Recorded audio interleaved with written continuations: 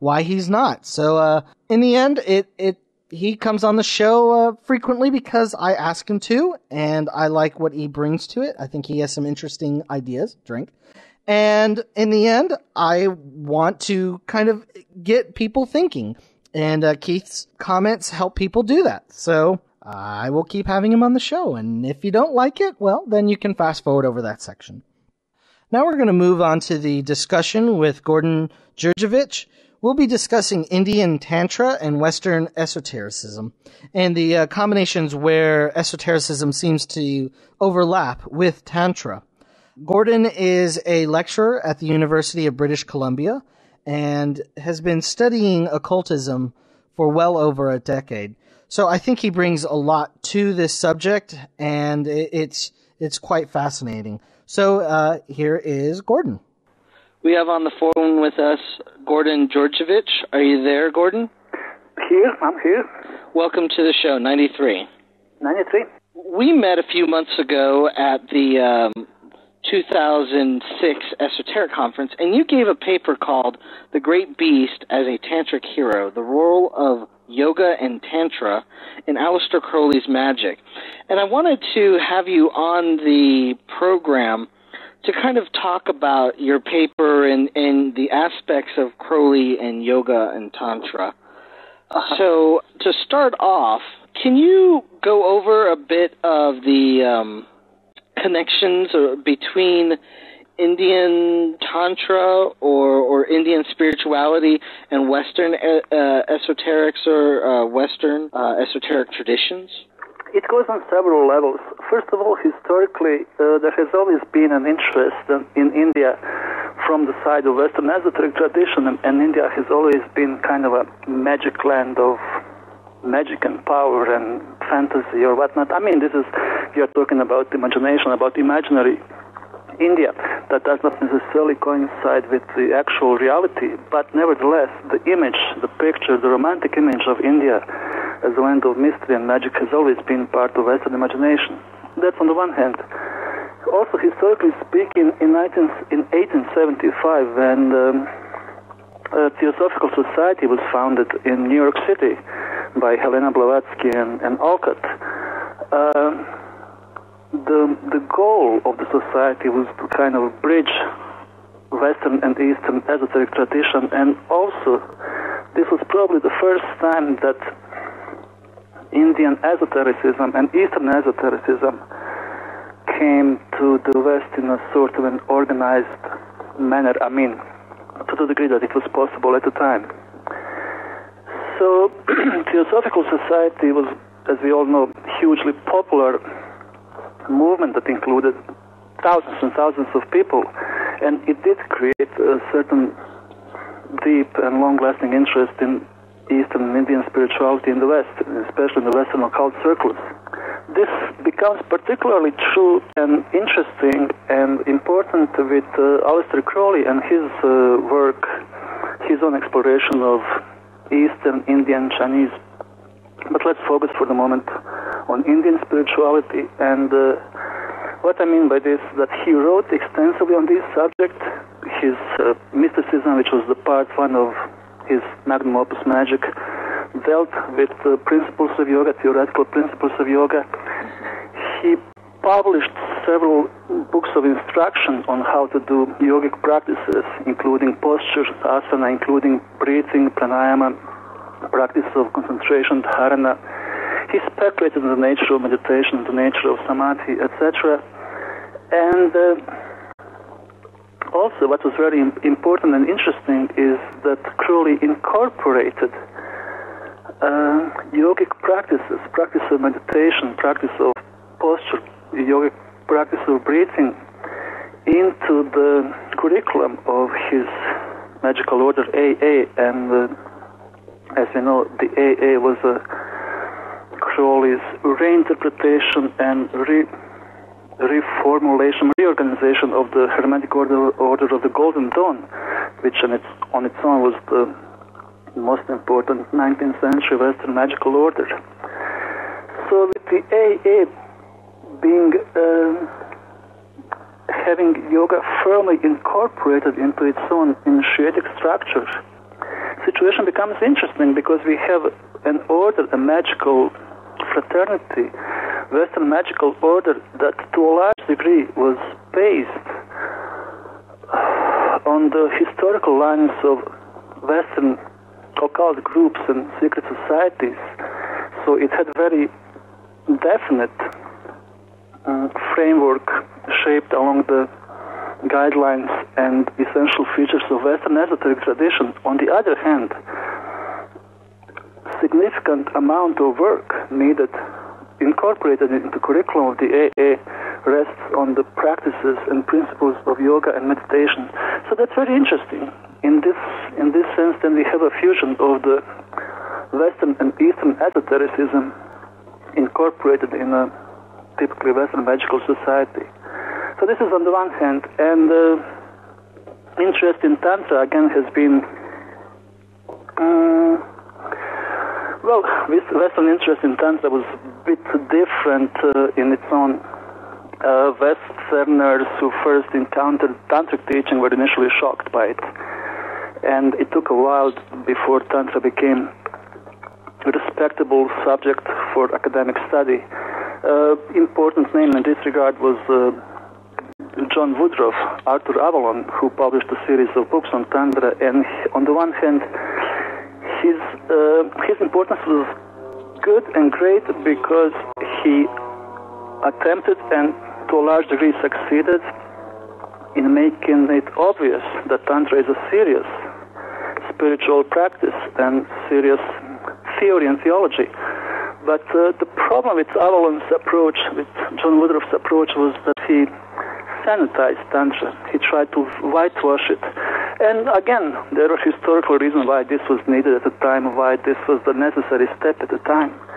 However, there are certain problems in his representation, in his approach to Tantra, in his, well, basically in his presentation of Tantra. Academically speaking, it was probably only after the Second World War that a serious interest in Tantra and bit more deep and serious understanding of Tantra was done from the perspective of Western scholarship. And in the last several decades, we have a significant number of interesting and important scholars that are both translating important tantric works and also writing analytical works, speculating on the nature and philosophy of it and similar things. Crowley was here interesting because he was also one of the first Western occult figures who wrote about Tantra, mentioned Tantra relatively often in his writings, and there is this general assumption and understanding that some principles of Tantra are on the one hand deemed by Crowley to be similar or identical or correspondent to Western sexual magic. On the other hand, there is also this general understanding or assumption that the OTO as a Western magical order based on a Freemasonic lines shelters in some of its higher degrees certain principles of tantric theory and practice. So that's my answer. All right, well, let's take a step back and go a little back to the yoga. Sure. In your paper, you talk a bit about Crowley and his lectures, the 8 lectures in yoga, and kind of going into the yogic concept of niyama, the discipline or the positive power in Crowley's exposition. Can you explain where within the magical Western tradition that Crowley was implementing this yoga, where niyama is? Because I think it's an important concept within the yogic practice and a very important complement to ritual and so forth. Can you touch on niyama? Well, that is rather interesting subject in a sense that Crowley was here on the one hand very intuitive and very to the point. On the other hand, he was also rather iconoclastic and a bit different from what was expected as far as the issue was concerned. What I mean by this is that in several of his works, for example, in mysticism and also in some other works, he dismisses yama and niyama as the first two preliminary steps of the eighth step or eight-limb yoga, Ashtanga yoga, associated with Patanjali or whatnot. These two first steps usually need with the model preparation of a candidate for yoga. And Crowley was of the opinion that these are of lesser importance and that they have only culture-specific value and that these are not universal yogic values. And essentially, his position was that it is rather difficult to practice yoga if you lead a kind of a life that is detrimental for this practice. So therefore, his philosophy was that one should lead a life that is conducive to the practice of yoga, which means not too much excitement, not too much crazy things, trying to live a simple life, and this will be conducive to your practice of yoga.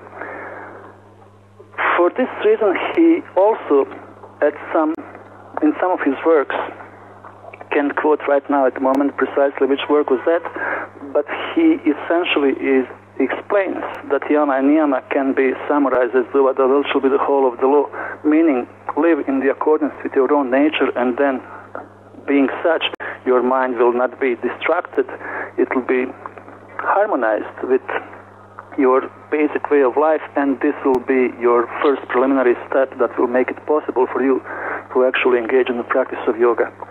So this is one way in which Crowley tried to invoke the principle of cultural relativism when applied to the practice of yoga. In general, and this is especially clear from his 8 lectures on yoga, his intention was to strip yoga of its exotic allure, to strip yoga of its exotic fascination, exotic fascinating image, and to show that yoga is a practice of the training of the mind that can be found in pretty much every culture and pretty much every religion, especially mystical traditions of every religion. So since niyama deals with the positive values that one should cultivate in order to practice yoga, in the 8 lectures on yoga, Crowley did something rather interesting where he tried to draw a comparison, correspondence, similarity, or analogy between the Western ideas about astrology and the essential principles of niyama.